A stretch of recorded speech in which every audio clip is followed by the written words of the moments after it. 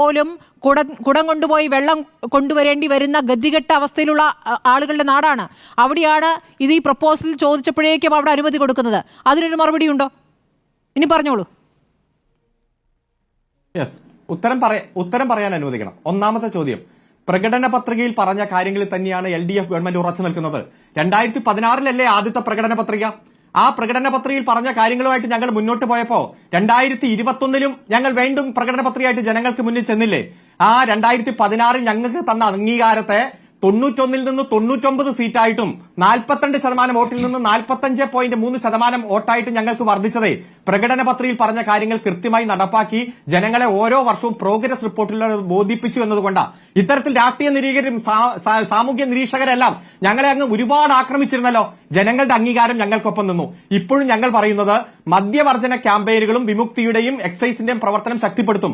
അതോടൊപ്പം തന്നെ ഇത് ഉൽപ്പാദിപ്പിക്കുന്നത് ആ അന്യ സംസ്ഥാനങ്ങൾക്ക് കോടികൾ കൊണ്ടുപോകാൻ പ്രതിപക്ഷ നേതാവും പഴയ പ്രതിപക്ഷ നേതാവും മത്സരിച്ച് പത്രസമ്മേളനം നടത്തിയാലും പത്രസമ്മേളനം നടത്താൻ വേണ്ടി അടിയുണ്ടാക്കിയാലും ഇന്ന് 10 മണിക്ക് ഒരാളുടെ പത്രസമ്മേളനം, 10:03 ഒരാളുടെ പത്രസമ്മേളനം. ആദ്യം ഞാനെന്ന് പറഞ്ഞ് പഴയ പ്രതിപക്ഷ നേതാവ് അതിനെ വെട്ടിച്ച് പുതിയ പ്രതിപക്ഷ നേതാവ് 2 മിനിറ്റ് ഗ്യാപ്പിൽ പത്രസമ്മേളനം നടത്തുന്നു. ആയിക്കോട്ടെ, ജനങ്ങൾക്ക് ബോധ്യമുണ്ട് ഇതെല്ലാം കർണാടകത്തിൽ നിന്ന് വരുന്നതായി ഈ അസംസ്കൃത വസ്തു. അത് കർണാടകം ഭരിക്കുന്ന കോൺഗ്രസാ. അവിടെ 20% വരുമാനം ഈ മദ്യത്തിന്റെ മേഖലയിൽ നിന്നാ. അതുകൊണ്ട് അവിടെ നിന്ന് ഈ അസംസ്കൃത വസ്തു കൊണ്ടുവന്ന് ഇവിടെ ജനങ്ങൾക്ക് കൊടുക്കുന്നത് അവസാനിപ്പിച്ച് ഇവിടുത്തെ കാർഷിക മേഖലയിലെ ഉൽപ്പന്നങ്ങൾ ഉപയോഗിച്ചുകൊണ്ട് ഇവിടെ ഇത്തരത്തിലുള്ള മദ്യം ഉൽപ്പാദിപ്പിക്കാനുള്ള പുതിയ നയം 1 വർഷം മുമ്പ് പ്രഖ്യാപിച്ച് അതിന് മുൻപത്തെ വർഷം തന്നെ പ്രഖ്യാപിച്ച് നമ്മൾ മുന്നോട്ട് പോകുമ്പോൾ അത് അനുവദിക്കില്ലെന്ന് കോൺഗ്രസ് പറഞ്ഞാൽ അതിന് പച്ചക്കൊടി കാണിക്കാൻ കുറെ ആളുകൾ ഇറങ്ങി തിരിച്ചാൽ എവിടെ നിന്ന് വെള്ളം എന്തിന് പാലക്കാട്? ഒറ്റ മിനിറ്റ്. ഇതിന് അപേക്ഷ കൊടുത്തിരിക്കുന്നത് ഒയാസിസ് കൊമേഴ്ഷ്യൽ പ്രൈവറ്റ് ലിമിറ്റഡ് എന്ന കമ്പനിയാണ്. ആ കമ്പനിക്ക് 24 ഏക്കർ ഭൂമിയുള്ളത് ഈ കഞ്ചിക്കോട് എന്ന് പറയുന്ന പ്രദേശത്താണ്. ആ പ്രോപ്പർട്ടി വെച്ചുകൊണ്ടാണ് ഇവിടെ വ്യവസായ സംരംഭത്തിന് വേണ്ടി അപേക്ഷ കൊടുത്തത്. ആ വ്യവസായ സംരംഭകൻ അദ്ദേഹത്തിന്റെ ഭൂമിയിൽ അപേക്ഷയ്ക്ക് സമർപ്പിച്ചാൽ അത് പരിശോധിച്ചിട്ടാണ് കൊടുക്കാൻ കഴിയുക. 2, വാട്ടർ അതോറിറ്റി. ഇപ്പൊ എറണാകുളം പട്ടണത്തിൽ ഇരുന്നാണ് ഞാൻ ചർച്ചയിൽ പങ്കെടുക്കുന്നത്. ഇവിടെ എത്രയോ ഫ്ളാറ്റുകൾ, എത്രയോ കെട്ടിടങ്ങൾ, അനുദിനം ഫ്ളാറ്റുകളുടെ എണ്ണം കൂടുന്നു. വാട്ടർ അതോറിറ്റി അല്ലേ വെള്ളം കൊടുക്കുന്നത്? ഫ്ളാറ്റുകളുടെ എണ്ണം കൂടുമ്പോൾ വാട്ടർ അതോറിറ്റി അതിന്റേതായിട്ടുള്ള സംഭരണ ശേഷി വർദ്ധിപ്പിക്കുന്നു. പുഴയും നദികളും എല്ലാം വെള്ളം നന്നായി ശുദ്ധീകരിച്ച് ആലുവ പുഴയിലൂടെ ഒഴുകുന്ന വെള്ളമല്ലേ എറണാകുളം ടൗണിൽ മാത്രം ജലസേചനത്തിന് ഉപയോഗിക്കുന്നത്?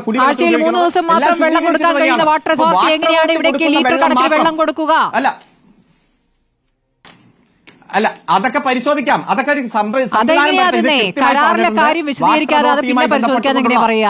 കരാറിൽ പറയുന്ന ഈ സുതാര്യമായ കാര്യങ്ങളല്ലേ വിശദീകരിക്കേണ്ടത്? താങ്കൾ പറയുന്ന സുതാര്യതയെ കുറിച്ചാണല്ലോ. അതങ്ങ് വിശദീകരിക്കൂ.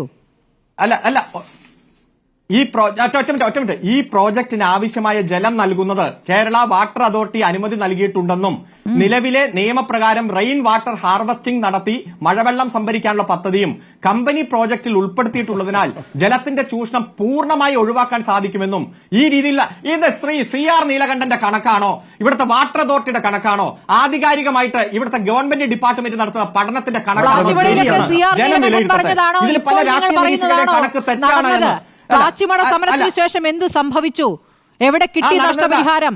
എവിടെ കിട്ടി? അല്ല ഞാൻ വ്യക്തിപരമായി സ്മൃതി ഞാൻ വ്യക്തിപരമായി ആരെയും ആക്ഷേപം ഉന്നയിക്കുന്നില്ല. ഇവിടെ ഓരോരുത്തർ നടത്തിയ സമരത്തിൽ എത്രയൊക്കെ റിസൾട്ട് ഉണ്ടാക്കി, ആ സമരത്തിന്റെ അവസ്ഥ എന്താന്നൊക്കെ ഇപ്പൊ പൊതുമണ്ഡലത്തിൽ ഞാനത് പറയേണ്ട കാര്യമല്ലല്ലോ.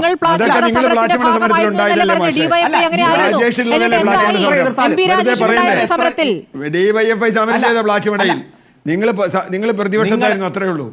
നിങ്ങൾ പ്രതിപക്ഷത്തായിരുന്നു. അല്ല, നിങ്ങൾ എതിർപ്പ് ശക്തിപ്പെടുത്തിക്കോ. അല്ല, ഒറ്റ മിനിറ്റ്. നിങ്ങൾ എതിർത്തപ്പോഴാണല്ലോ 2 വർഷം കൊണ്ട് 28ാം സ്ഥാനത്തുനിന്ന്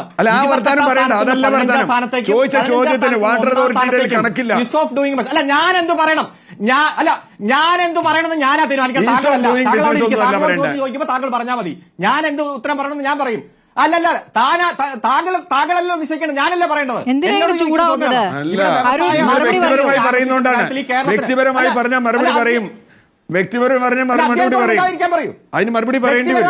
വ്യക്തിപരമായി പറഞ്ഞാൽ ഇല്ല, വ്യക്തിപരമായി പറയിപ്പിക്കരുതെന്നാ ഞാൻ പറഞ്ഞത്. ഇവിടെ പറയൂ അരുൺ. അല്ല, അദ്ദേഹത്തെക്കാൾ കൂടുതൽ ഒച്ചയെടുക്കാനൊക്കെ ഞാൻ ഇപ്പോഴത്തെ അരുണിനോടാണ് പ്രായത്തിൽ പറയാൻ എനിക്ക് പറഞ്ഞത്. അരുൺ പറ്റും. പറയൂ. വ്യക്തിപരമായിട്ട് അധിക്ഷേപിക്കണമെങ്കിൽ എന്റെ കയ്യിലെല്ലാം ഡേറ്റ ഉണ്ട്. ഞാൻ അതിലേക്ക് പോകരുത്. അദ്ദേഹത്തോട് മിണ്ടായിരിക്കാൻ പറയൂ ആദ്യം. അതേ മിണ്ടുന്നില്ലല്ലോ. എത്ര ഇവിടെ ഒച്ചപ്പാടുണ്ടാക്കിയാലും, എത്ര വികസന വിരുദ്ധ നയം നടപ്പാക്കിയാലും, ഈ സാമൂഹ്യ നിരീക്ഷകരും രാഷ്ട്രീയ നിരീക്ഷകരും കാര്യത്തിലേക്ക് വരൂ. പറഞ്ഞു തന്നെ പറഞ്ഞുകൊണ്ടിരിക്കുകയാണ്. 2 വർഷം കൊണ്ട് ഈസ് ഓഫ് ഡൂയിങ് ബിസിനസിൽ 28ാം സ്ഥാനത്തുനിന്ന് 1ാം സ്ഥാനത്തേക്ക് എത്താൻ കേരളത്തിന് കഴിഞ്ഞെങ്കിൽ ഈ ഇത്തരത്തിലുള്ള വികസന പ്രവർത്തനങ്ങൾ കേരളത്തിൽ നടത്തുന്നത് ജനങ്ങൾക്ക് വേണ്ടിയിട്ടാണ്. ജനങ്ങളോടാണ് ഈ ഗവൺമെന്റ് ഇതൊരുമാതിരി പ്രസംഗമായി പോയി അരുൺ. ചോദിച്ചതിന് ഉത്തരമല്ല. എല്ലാ മേഖലയിലും അല്ല പ്രസംഗമല്ല, നയമാണ് പറഞ്ഞത്. ഇവിടുത്തെ വാട്ടർ അതോറിറ്റിയുടെ കൃത്യമായിട്ടുള്ള പഠനവും കണക്കും പ്രകാരമാണ് ശ്രീ CR നീലകണ്ഠന്റെ കണക്ക്.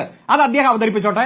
ഗവൺമെന്റിന്റെ കണക്ക് പരിശോധിച്ച് ഗവൺമെന്റ് കൃത്യമായിട്ടുള്ള ഒരു നയം പ്രഖ്യാപിച്ച് അതിൽ പഠനം നടത്തി ഉത്തരവാണ് പ്രഖ്യാപിച്ചത്. വാട്ടർ അതോറിറ്റിക്ക് നിലവിൽ ജില്ലകളിൽ കൃത്യമായി എല്ലാ ദിവസവും കൊടുക്കാൻ വെള്ളമില്ലാതിരിക്കെ എങ്ങനെയാണ് ഈ ബ്രൂവറിക്ക് വേണ്ടി ലിറ്റർ കണക്കിന് വെള്ളം കൊടുക്കാനാവുക എന്ന ചോദ്യമാണ് ചോദിച്ചത്. അത് അവർ കണ്ടെത്തട്ടെ എന്ന് പറഞ്ഞാൽ എങ്ങനെയാണ്?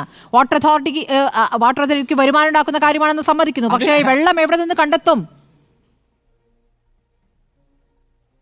അത് ഈ കേരളത്തിലെ ഇത്രയും നദികളുള്ള മറ്റൊരു സംസ്ഥാനം വേറെ എവിടെയാണുള്ളത്? ഇത്രയും പുഴകളുള്ള മറ്റു സംസ്ഥാനം വേറെ എവിടെയാണുള്ളത്? കൂടുതൽ ശുദ്ധീകരണ മാർഗങ്ങൾ ഉപയോഗിച്ചുകൊണ്ട് ഉള്ള വെള്ളത്തെ പ്രയോജനപ്പെടുത്താനുള്ള പദ്ധതികൾ നമ്മുടെ കിൻഫ്ര, ഇപ്പൊ വ്യവസായ പാർക്കുകളും കിൻഫ്രയിലും അടിസ്ഥാന സൗകര്യങ്ങൾ, റോഡ്, വൈദ്യുതി, വെള്ളം ഗവൺമെന്റ് പ്രൊവൈഡ് ചെയ്തപ്പോഴല്ലേ ഇത്രയും വ്യവസായ സംരംഭങ്ങൾ കേരളത്തിലേക്ക് വരുന്നത്? അത്തരത്തിലുള്ള ഒരു വ്യവസായ നയമാണ്. ഒരു തരത്തിലുള്ള മുൻകൂർ അനുമതി ഇല്ലെങ്കിലും ഇത്ര കോടി രൂപയുടെ ഏകജാലകത്തിലൂടെ വ്യവസായത്തിന് അനുമതി കിട്ടുന്ന സംസ്ഥാനമായി കേരളം മാറി.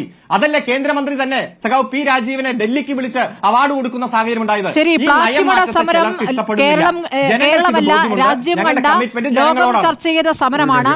ആ സമരത്തിനൊടുവിൽ എങ്ങനെയാണ് കൊക്കക്കോളയ്ക്ക് മടങ്ങിപ്പോകേണ്ടി വന്നതെന്ന് അറിയാം. അതിനുശേഷവും ഈ നിമിഷം വരെ നഷ്ടപരിഹാരം കിട്ടാത്തവരാണ് അവിടെയുള്ളവർ എന്നുള്ള കാര്യം അറിയാം. അപ്പോൾ പാലക്കാട് എന്തിനെന്ന് ചോദിക്കുമ്പോൾ പാലക്കാട് അവർക്കൊരു സ്ഥലമുണ്ട് എന്ന മറുപടി എത്രത്തോളം നല്ല മറുപടിയാണെന്ന് അരുൺകുമാർ ആലോചിക്കൂ. ഡിബേറ്റ്